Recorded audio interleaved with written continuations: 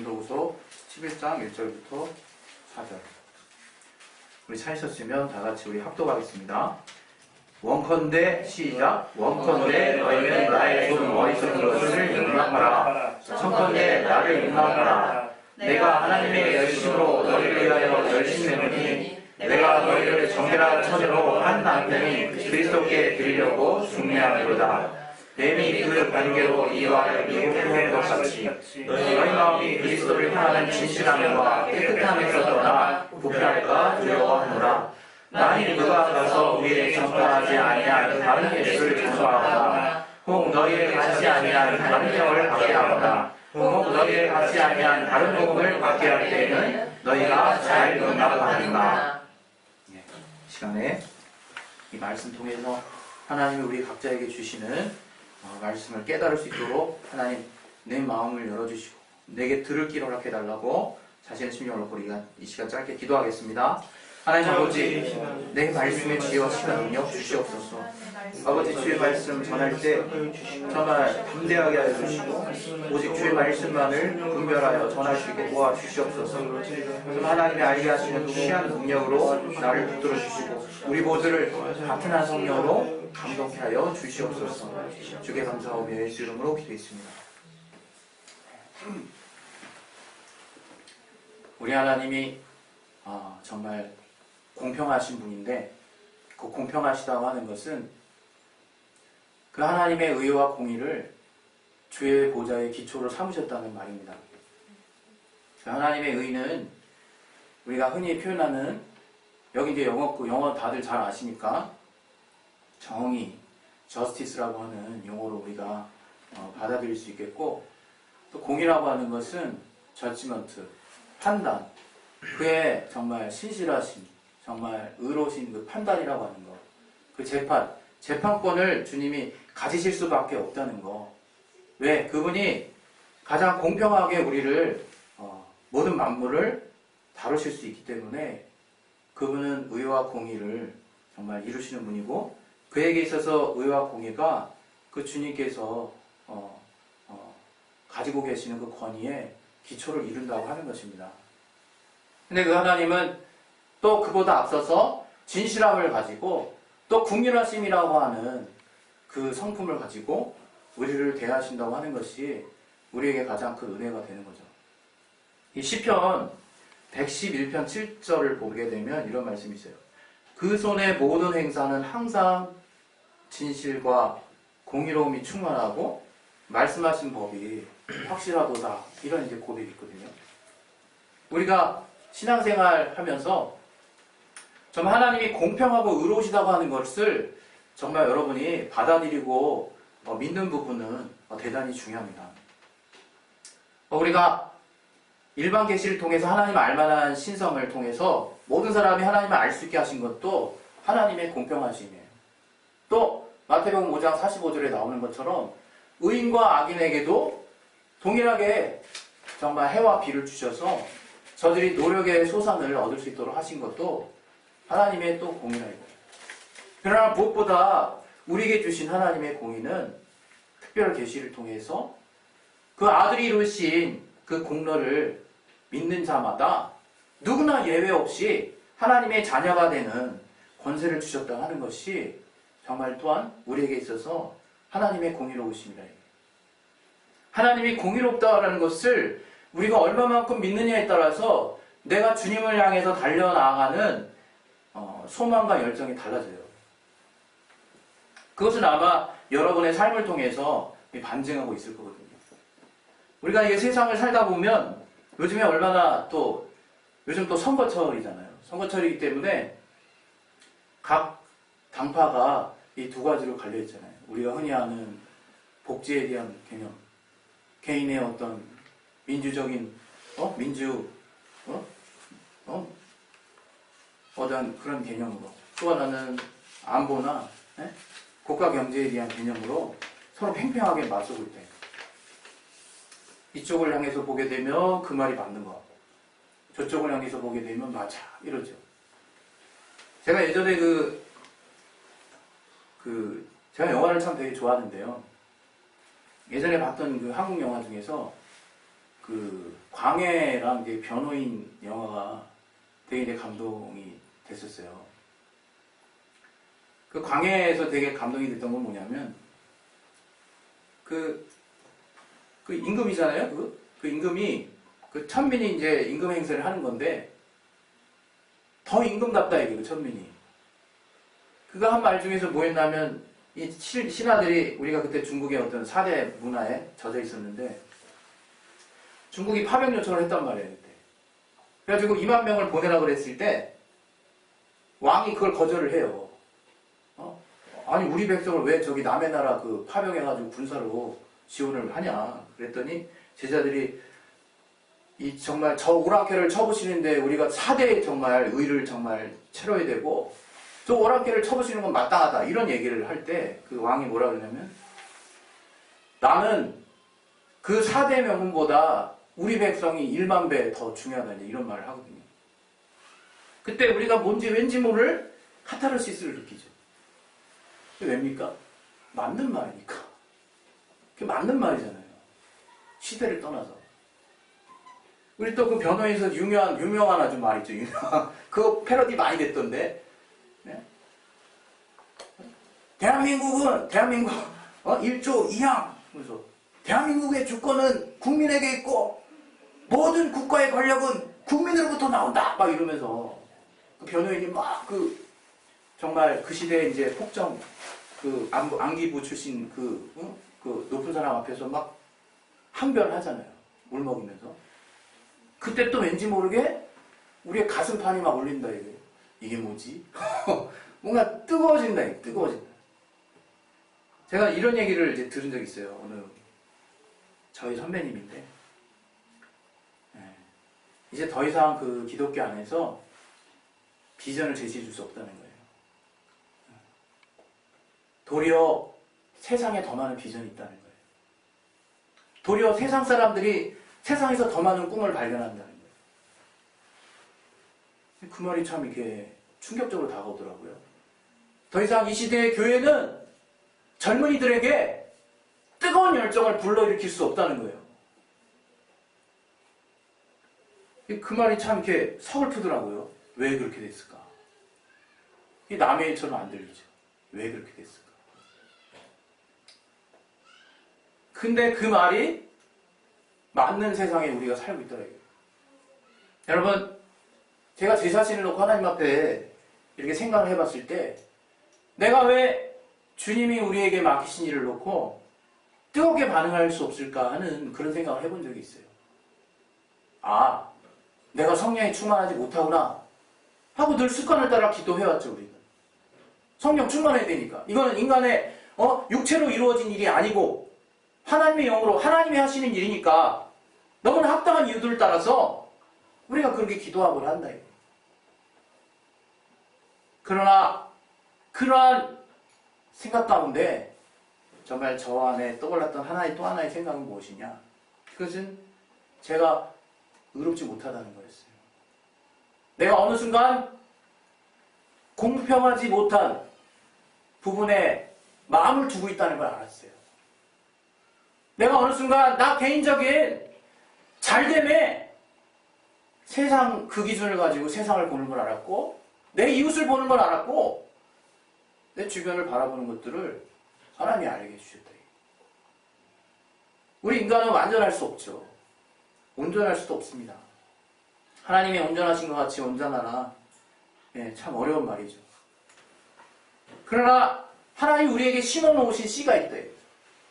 하나님 우리에게 알게 하신 가치가 있다. 그것은 의와 공의에 대해서 사모하는 마음이에요.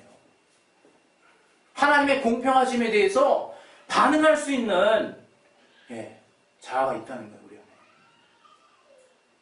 옛날에 저는 갓 90을 넘어갔던 학번이거든요. 이 8대 학번 우리 선배님들이 정의라는 걸, 진리라는 걸 내세워서 데모를 하고 민주화라는 걸 해서 데모를 해서 막 불태워서 죽잖아요. 도대체 어떤 가치가 그 선배들을 그렇게 뜨겁게 만들었을까? 다만 군중심이요, 미혹이요. 이 세상의 가치를 향해서는 우리가 별로 정말 쓸데없는 쓸모없는 죽음이다 여기기 전에 저한테도 아까운 그 목숨 왜 저렇게 열정을 썼는지는 우리가 알아봐야 되는 거죠. 알아봐야 돼요. 무엇이 저를 그렇게 뜨겁게 했는가. 그랬을 때 그 시대 선배들은 다 그런 얘기 했어요. 저한테도 많이 들었고 저도 많이 들었고 그때는 나라가 암울했다는 거예요. 비전이 없고 소망이 없고 정의를 향한 갈망이 있었다는 거예요. 뭔가 옳고 그름에 대해서 공정하게 사회가 돌아가는 것들에 대해서 보고 싶다는 거예요. 그렇게 되는 사회가 된다면 나를 바칠 수 있다라는 굉장히 순수한 마음이 있었어요. 우리가 인정해야 되는 부분은 인정해요. 그러나 우리가 지금 이 시대를 살면서 우리는 신앙 안에 살면서 예수와 관련해서 복음과 관련해서 진리와 관련해서 그만큼 열정을 내고 있지 못하다. 이게 그거라. 그만큼 열정을 내고 있지 못하다. 제가 자꾸 이제 다른 얘기해서 죄송한데 떠올라서 그래요. 실제로 우리가 중위계층의 소득을 내는 사람들에게 당신은 중산층입니까? 하고 물어봐는 거 이게 매스컴에게 나왔잖아요. 실제로 중위계층에 해당하는 사람들이야. 근데 그 중에 73.1%가 나는 중산층이 아니라고 얘기했대요. 나는. 네. 그것이 저들이 받아들일 때는 실제로 중위계층이 아닌 거야. 그게 왜 그러나 봤더니 그 중위계층을 이끄는 그 범주가 중간계층 50%부터 150%까지를 잡은 거예요. 그랬더니 그게 어떻게 되냐? 소득이 187만 원 사람부터 563만 원까지가 다 중위계층이래. 근데 실제로 삶은 4인 가구 기준으로 200만 원으로 살기 빠듯하죠. 저들이 느낄 때는 그걸 중산층이라고 생각하지 않을 수밖에 없는 거죠. 저는 비단 이런 뭔가 사회 부조리를 얘기하려고 하는 게 아니죠. 사회는 우리가 계속 살아도 이런 부조리가 없을 수는 없어요. 또 우리 그리스도인이 정말 그런 사회 참여에 대해서 무감각해지는 건 또 잘못된 것이죠. 근데 오늘 이 본문을 통해서 하나님이 우리에게 알게 하시는 것은 정말 바울이 그토록 열심히 냈던 그 열심은 바로 하나님의 열심이라는 거예요. 하나님의 열심. 하나님의 열심으로 저를 그리스도에게 중매를 한다고 그러거든요. 중매. 우리가 과연 정말 주님 앞에 강렬하게 붙어있는 자가 될 수 있는가? 우리가 정말 세상의 가치 안에서 너무나 공평한 가치들이 흔들리고 있어요. 흔들리고 있어요. 우리가 이 땅에서 잘 되느냐 못 되느냐 기왕이면 예수 믿고 잘 됐으면 좋겠죠. 저도 정말 목회하면서 돈 좀 많았으면 좋겠어요. 진짜 막 아쉬울 때가 많아요. 물론 그때그때 하나님 채워주심이 있기 때문에 감사하면서도 그렇더라고요. 근데 여러분 정말 직장생활 그것이 여러분의 삶인 우리의 삶들이 그 돈으로부터 자유해 줄 수 있겠냐 이거예요. 그렇지 않아요. 근데 그럼에도 불구하고 우리가 왜 우리 안에 예수를 알았으면서 성령으로 하나님을 체험했으면서 왜 그 주님을 향한 공정한 마음이 내 안에 없을까? 공평한 마음이 내 안에 없을까? 세상의 집권자들은 다스리는 것으로 집권자의 노릇을 한대요. 그러나 예수께서는 너희가 다스리는 자가 되려면 섬기는 자가 되라고 그러셨거든요. 정반대. 그게 주님의 공의요. 주님의 정말 공평하심이거든요. 우리에게 명하시는 그분의 방법이라 해요. 우리는 그 주님의 우리를 향하신 그 말씀에 뜨겁게 반응할 수 있어야 돼요. 왜 교회 안에 더 이상 비전과 소망이 없어졌느냐? 저도 알 것 같아요.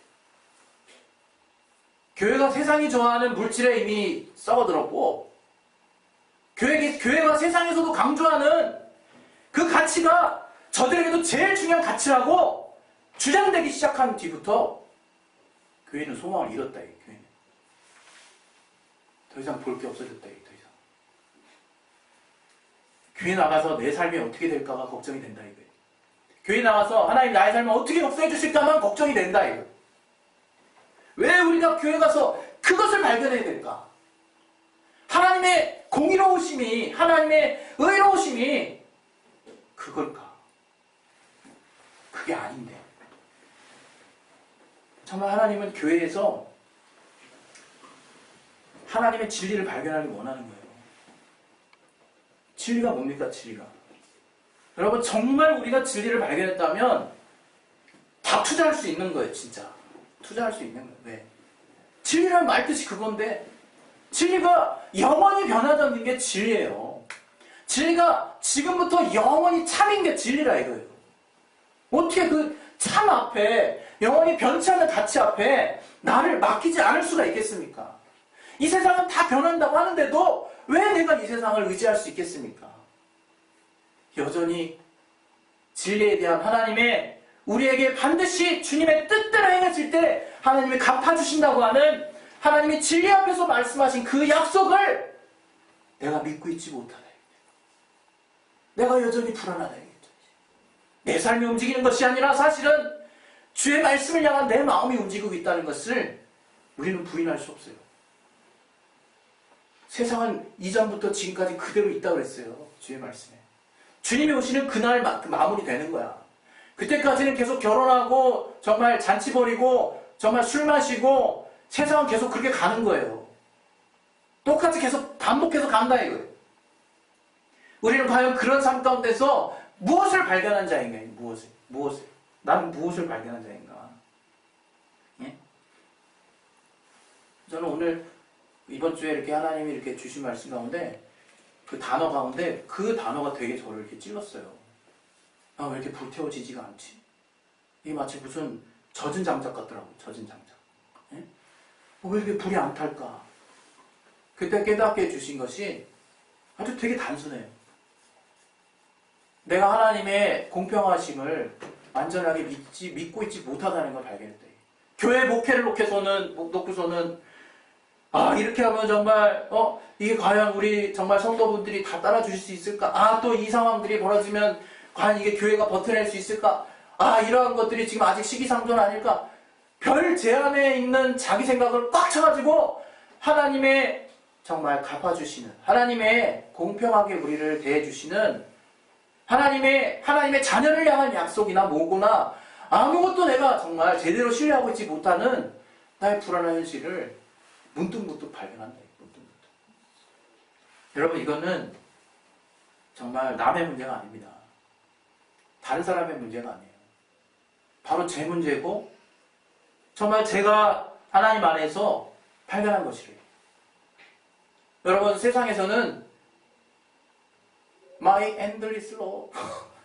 죄송합니다. 갑자기 생각나서. 영원한 사랑을 외쳐요. 영원한 사랑.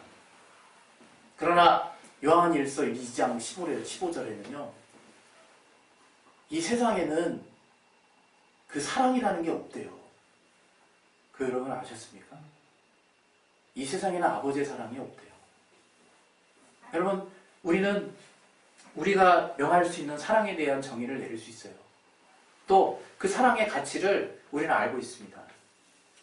그러나 그 진정한 사랑에 대해서 우리 요한일서 한번 보겠습니다. 요한일서 2장.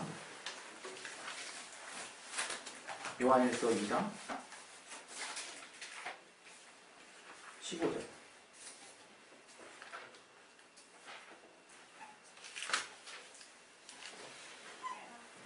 자, 읽겠습니다. 시작. 이 세상이나 세상에 있는 것들을 사랑치 말라. 누구든지 세상을 사랑하면 아버지의 사랑이 그 속에 있지 아니하니. 이게 우리가 되게 귀하게 여겨야 될 가치들이 많이 있어요. 네? 내가 한평생을 이렇게 살아야지라고 여러분 정말 감히 무시할 수 없는 귀한 가치들이 우리에게 있지만 성경이 우리에게 말하는 것은 이 땅이 불의하다는 거예요. 어떻게 우리가 그걸 받아들일 수 있겠습니까? 정말 우리가 선택할 건 선택하고 믿을 건 믿고 가려낼 건 가려내고 하나님 또 이 땅도 다 지으시지 않았냐고 전 그런 정말 말싸움을 하자고 말씀드리는 게 아니에요. 주님이 근본적으로 정말 이 땅을 바라보실 때 우리가 정말 같은 시각으로 바라보지 않는다면 우리는 하나님의 의와 공의에 도달할 수 없다는 거죠. 하나님이 우리에게 정말 소유하게 하시는 그 진리에 정말 다다를 수 없다는 거예요. 제가 굉장히 인간적인 사람이거든요. 어떻게 나를 어떻게 그 과거에 그런 교회에 보내시고 심지어는 내가 그렇게 해서 은혜를 받았다 할지라도 난 항상 사람 중심이었기 때문에 저의 대화는 항상 밥 먹었니였어요. 밥 먹었니? 어디 아픈 데 없니? 아버지한테 배운 약간 고루한 그런 게 아니라 제 마음에 항상 그걸 물어보고 싶어. 그게 잘못됐다는 것이 아니라 그러한 저라고 하는 그냥 사람한테 그 영원한 가치에 대한 기준을 하나님이 알려주시기 시작했다. 굉장한 갈등이 있었어요, 여러분.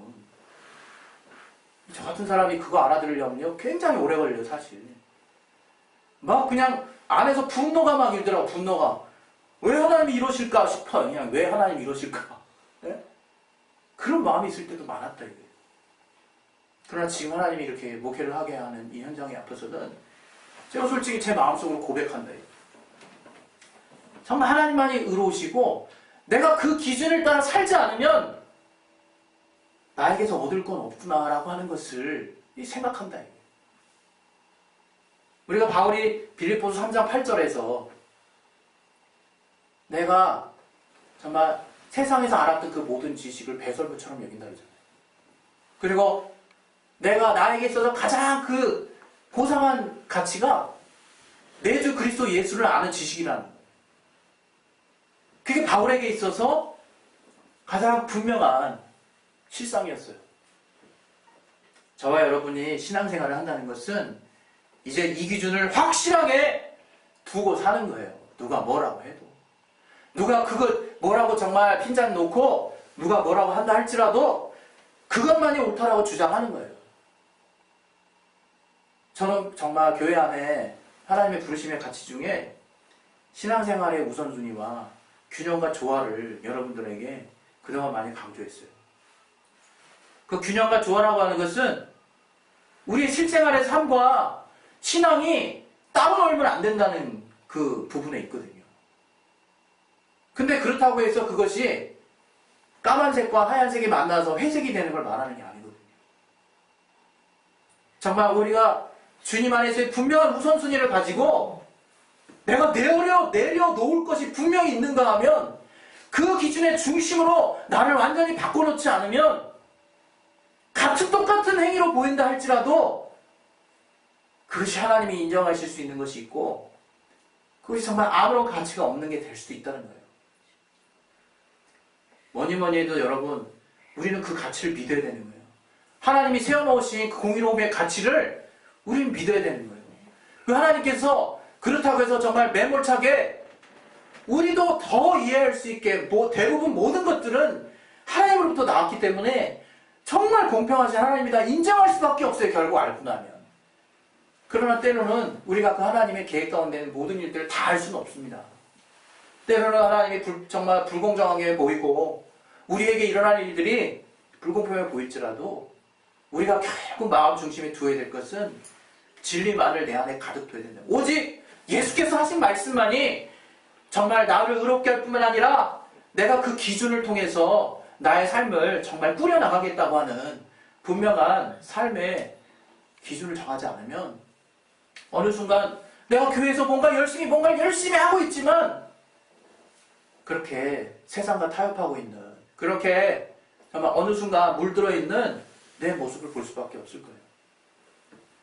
오늘 저와 여러분이 정말 주님 앞에 나아가실 때 정말 하나님의 진실과 또 하나님 우리를 향한 그 긍휼하심이 그분의 의와 공의의 기준을 따라 정말 우리에게 이루어진다는 것을 믿으시고 우리가 더 주님 앞에 하나님이 정말 우리를 찾으시도록 하는 그런 하나님의 정말 의를 따라 사는 삶이 됐었으면 좋겠어요. 그것은 오직 예수를 믿는 삶이에요. 오직 예수께서 하신 말씀을 따라 사는 삶이고 우리가 정말 뻔하게 느껴질지라도 그 말씀만이 성령께서 지원하시고 후원하신다는 것을 믿는 삶이에요. 다른 거 없어, 다른 거. 우리가 다 복잡하게 고민해 봤자 정말 그런 기준을 가지지 않고 세상을 보는 기준은 단지 내 안에서 나오는 지혜일 뿐이요. 그것으로 하나님이 개입하시거나 하나님이 역사하시는 일은 없어요. 그래서 이 시간에 저와 여러분 하나님 앞에 이제 정말 기도하실 텐데 여전히 세상이 정말 불의한 것에 그렇게 가슴이 뜨거워지고 그렇게 열받고 그렇게 정말 내가 마음 상해하면서도 하나님의 의가 이 땅 가운데서 제대로 이루어지지 않는 사실에 대해서는 별다른 반응이 없고 감흥이 없다는 그 사실 하나가 내가 얼마나 하나님이 공평하시다고 하는 것을 믿지 않는 현실인가를 똑똑히 돌아보시리. 그리고 주님의 나라가 이 땅 가운데, 주님의 복음이 이 땅 가운데 평안하게 펼쳐지는 것이 나의 가장 정말 중심에 속한 내 안의 믿음의 어떤 작품이 될 수 있도록 하나님 나를 사용해 주시옵소서. 내가 그 의에 동참할 수 있도록 도와주시고 그 의로운 기준에 나도 똑같이 뜨거움에 동참하는 자가 되게 도와주시옵소서. 우리 그렇게 되는 저와 우리 진리로 자유한 교회 모든 성도들이 되시기를 예수 이름으로 축원합니다.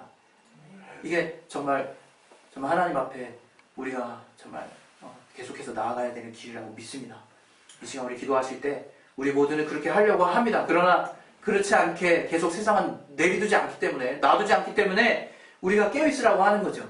이 시간 우리 기도하실 때 원수가 계속 여러분의 삶에 빈틈을 놓고 여러분을 혼동시키고 여러분에게 공평한 의의 기준을 흔들어 놓을 것입니다. 그 의의 기준은 오직 예수로부터 나와요.